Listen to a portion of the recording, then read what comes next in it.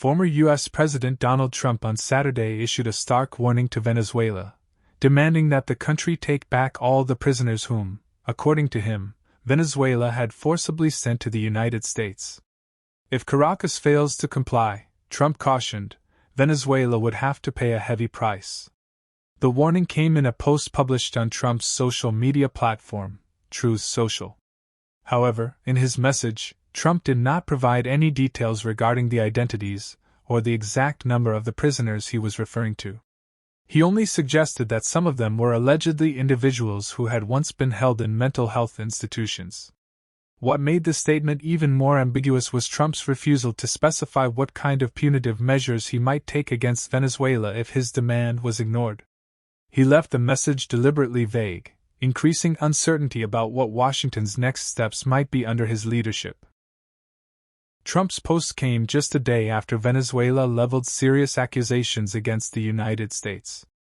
Venezuelan officials claimed that Washington had launched an undeclared war in the Caribbean, and they called on the United Nations to investigate what they described as unprovoked American attacks.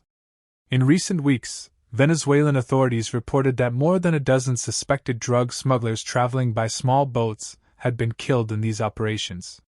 The Venezuelan government denounced the killings, calling them unlawful executions, and demanded international accountability.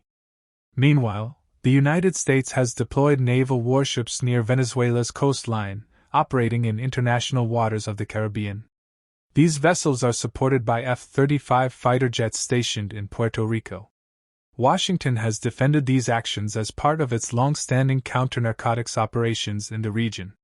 Venezuela's Minister of Defense, Vladimir Padrino Lopez, spoke during a military exercise and accused the U.S. of carrying out covert military aggression. He said this is an undeclared war, and now the world can see it. Whether people are drug smugglers or not, they are being killed outright. His remarks came just hours before Trump announced yet another attack in the Caribbean. According to Trump, U.S. forces targeted a boat carrying what he described as narco-terrorists, killing 3 individuals. With this latest incident, the total number of alleged smugglers killed in recent weeks rose to 17. Trump did not clarify when exactly this operation took place. He simply stated that the attack occurred under the jurisdiction of the U.S. Southern Command, whose area of responsibility includes Central and South America as well as the Caribbean. These operations have sparked fierce debate among legal scholars and human rights experts. Under U.S. law, drug trafficking, even when proven, is not a crime punishable by death. Critics argue that the killing of suspected smugglers without trial amounts to extrajudicial execution, raising serious questions about legality and human rights violations. Moreover, Washington has yet to provide concrete evidence that the targeted boats were indeed transporting narcotics. Without such proof, the credibility of U.S. claims is being called into question both domestically and internationally. The escalating confrontation between Washington and Caracas is part of a much larger and long-running political struggle. For years, U.S. administrations, both Republican and Democrat, have imposed sanctions and exerted pressure on Venezuela, citing concerns about corruption, authoritarianism, and alleged involvement in international drug trafficking. Trump's latest threats appear to intensify that pressure, but his lack of clarity also raises concerns. Analysts suggest that the ambiguity of his threats could be intentional, designed to keep both allies and adversaries guessing about his next move. Others argue that it reflects a lack of coherent policy, relying instead on strong rhetoric and unpredictable decisions.